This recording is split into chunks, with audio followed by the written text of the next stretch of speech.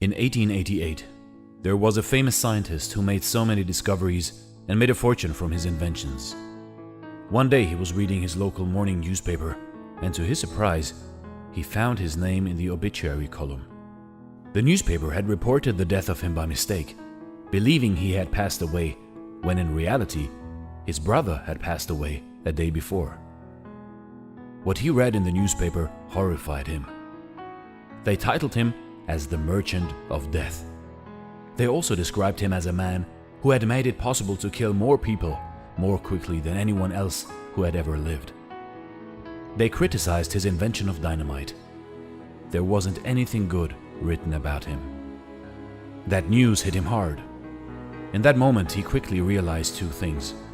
One, that this was how people were going to remember him, and two, that this wasn't the way he wanted to be remembered.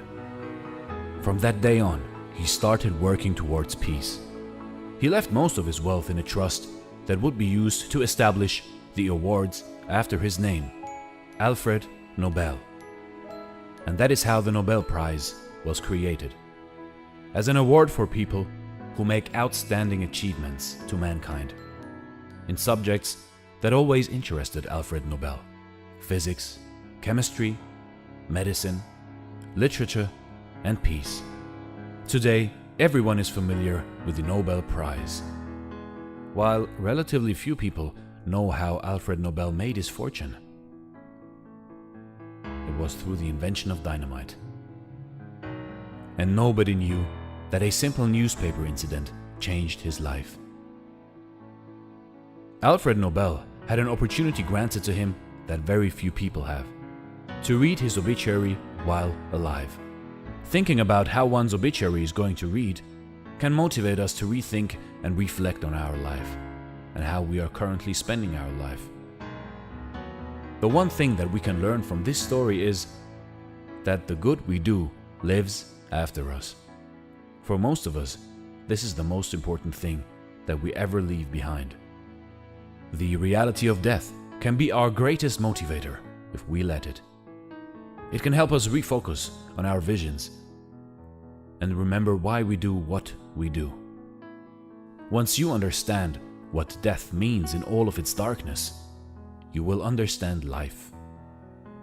You will see death not as a problem, but a fact.